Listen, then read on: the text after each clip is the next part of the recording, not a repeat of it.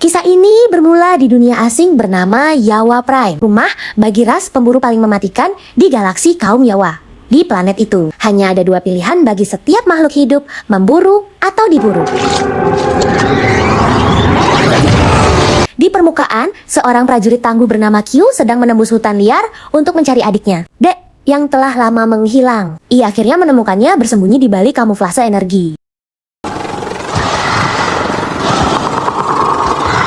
Namun saat Ki mencoba mendekat, Dek justru menyerangnya. Pertarungan sengit pun terjadi. Dek penuh amarah, Ki tetap tenang. Pertarungan berakhir ketika Ki menjatuhkan adiknya ke jurang. Namun Dek bangkit kembali dan bersikeras bahwa ia sudah siap menjadi pemburu sejati. Wah, Ki menatapnya dingin. Kau belum disiplin, katanya. Lalu pergi.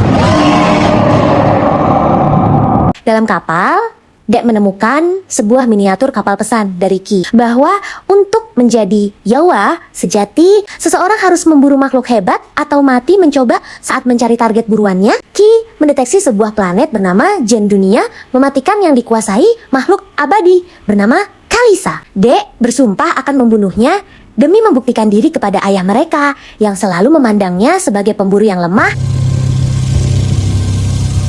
Sebelum mereka berangkat, kapal ayah mereka muncul. Sang ayah menuduh Ki karena membiarkan Dek hidup. Dengan dingin ia memerintahkan Ki untuk mengeksekusi adiknya sendiri.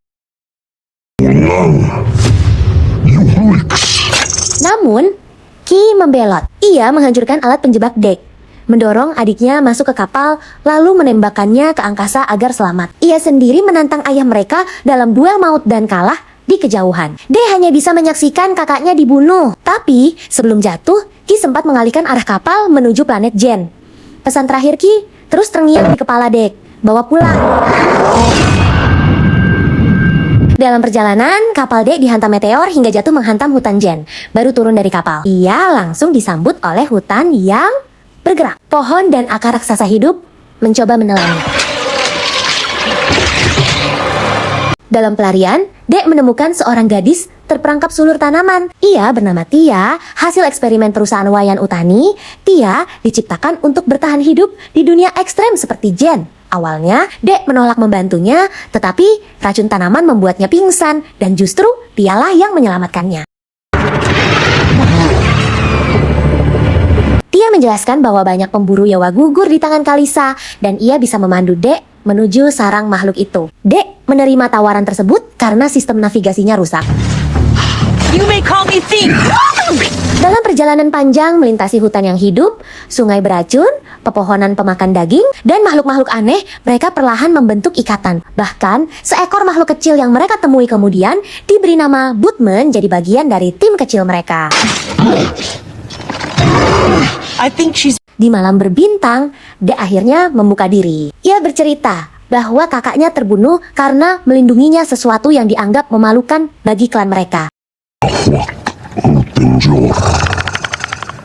Sementara itu, Tessa sahabat sekaligus saudara penelitian Tia ternyata masih hidup, terpisah oleh serangan Kalisa. Ia kembali ke markas dan diberi misi penting, menangkap makhluk eksperimen 20052 dan mengamankan senjata biologis. Saat mengetahui Tia masih hidup dan bersama seorang Yawa, ia tahu misinya akan jauh lebih sulit. Setelah perjalanan panjang, Dek dan Tia tiba di reruntuhan markas lama manusia. Tia menemukan kaki prostetiknya dan memasangnya kembali. Namun tak lama kemudian, Tia mengungkapkan fakta bahwa tim penelitinya sebenarnya ingin menangkap Kalisa hidup-hidup. And he sent us here to capture the Kalisk. Dek marah besar. Baginya, perburuan adalah kehormatan. Dan Kalisa, buruannya. Kalisa akhirnya muncul dari kegelapan. Raksasa itu begitu kuat hingga meski Dek melukainya berkali-kali, ia tetap bangkit kembali. Pertarungan brutal terjadi. Tia terluka, Dek hampir tewas sampai akhirnya Tessa turun tangan dengan granat pembeku yang menjebak mereka. Di laboratorium, Tessa mengungkapkan kebenaran yang mengejutkan.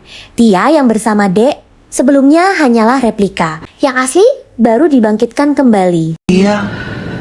Saat Tessa mencoba mengendalikan pikiran Dek untuk dijadikan bahan percobaan, Tia berontak dan menyelamatkannya. Kekacauan pun pecah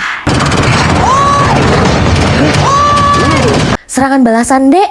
Dek membangunkan kembali kaki mekanik Tia dari jarak jauh, menciptakan gangguan yang membantunya menyelinap masuk ke fasilitas dengan senjata alami yang ia buat dari planet Jen. Ia menghabisi para penjaga satu persatu dalam senyap. Tia akhirnya bebas dan bertarung di sisinya. You came back for me? Sementara itu, Tessa menyiapkan Kalisa sebagai bahan percobaan. Tapi Kalisa melepaskan diri, mengamuk, dan merusak unit tempur Tessa hingga Tessa terluka parah. Dalam momen kacau itu, Tessa melemparkan granat pembeku terakhir. Ledakan mengguncang fasilitas, Kalisa hancur. Bat menatap tubuh ibunya sambil menjerit. Saat Tessa hendak menembak Tia, Dek melompat dari belakang dan menikamnya. Bat memenggal kepala Tessa sebagai pembalasan. Kepulangan sang pemburu, Dek pulang ke Yawa Prime membawa kepala Tessa sebagai bukti kemenangan. Namun ayahnya menolak pengakuan itu dan memerintahkan prajurit membunuhnya. Dek membantai semua prajurit lalu berduel dengan ayahnya. Dengan kecerdikan dan kekuatan barunya, ia menebas ayahnya sendiri. Saat ayahnya sekarat, ia berkata, "Sekarang kau layak memimpin klan." Namun Dek hanya menjawab, "Aku tak butuh klanmu. Aku punya klanku sendiri." Di belakangnya, Tia dan Bud berdiri sebagai keluarga baru yang ia pilih sendiri. Namun, sebelum mereka sempat bernapas lega, langit bergetar. Sebuah kapal raksasa turun perlahan kapal milik ibu mereka. Sinyal bahwa perburuan, Dek, baru saja dimulai.